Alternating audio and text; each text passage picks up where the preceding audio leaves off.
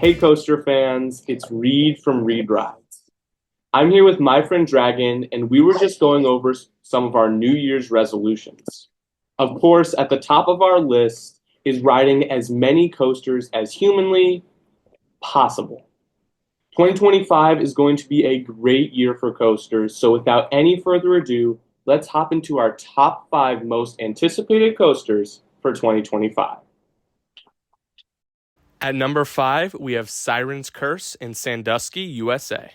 This is the surprise Vekoma tilt coaster that nobody saw coming. I mean, I nearly fell out of my chair when I saw this news.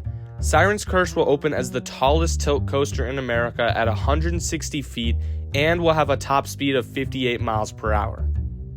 I think that this layout is really fluid and looks like it will have some insane pacing. The trains are also really long, which means the airtime will be cranked up a notch. I'm really intrigued by the first drop and how it will feel. One part of me says it'll be really cool and scary, but another part of me says it could be pretty mediocre with little to no airtime. The theming also looks pretty good coming from Cedar Point. The trains light up and the story is actually really cool.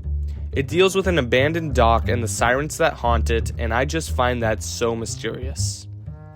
I don't know if they will have queue theming, but that would also be a huge bonus for this ride. I see this possibly becoming a top 5 ride at Cedar Point, which is hard to do since the park has 18 roller coasters. This ride represents what New Age of Vekoma is all about, and I'm really excited to ride it in May. At number 4, we have Iron Rattler in Qiddiya, Saudi Arabia. At number 4, we have Iron Rattler.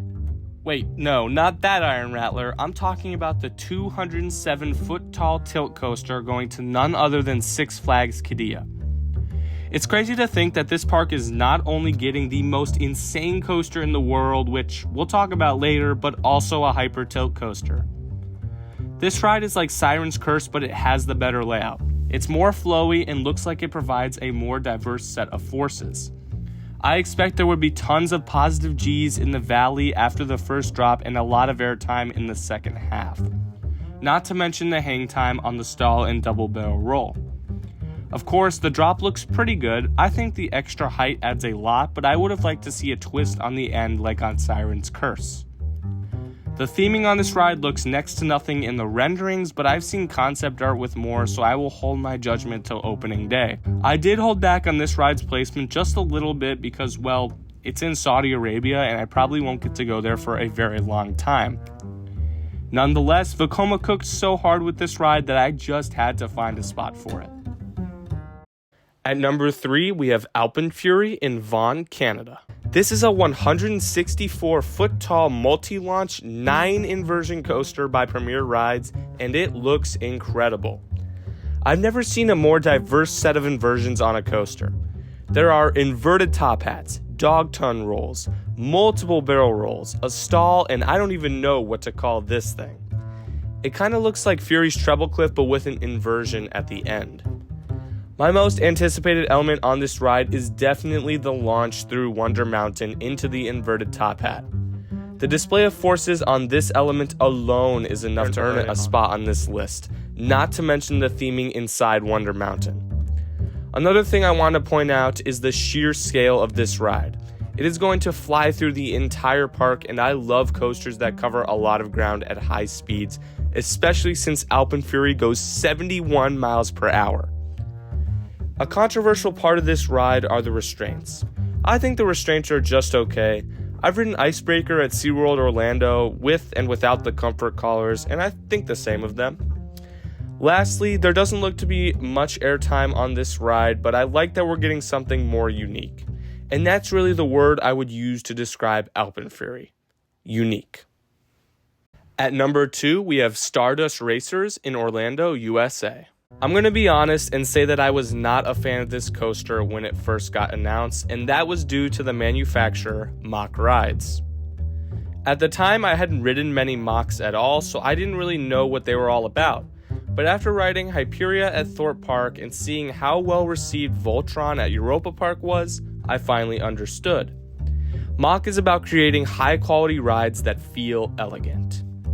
Onto the actual coaster, Stardust Racers is a dueling launch coaster that will go up 133 feet in the air and reach top speeds of 62 miles per hour.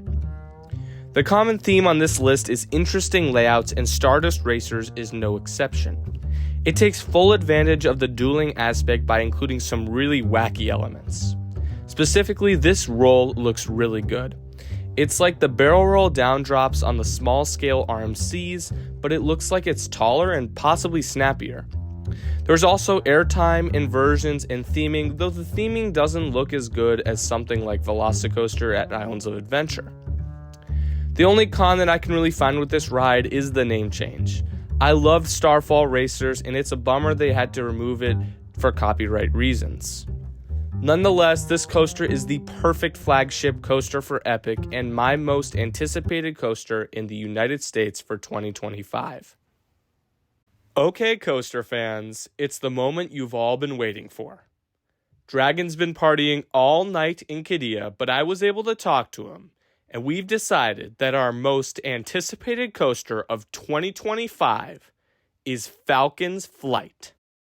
When concept art for this coaster first came out, I was like, that's never gonna happen. Well, folks, it did. Let's move on to the stats.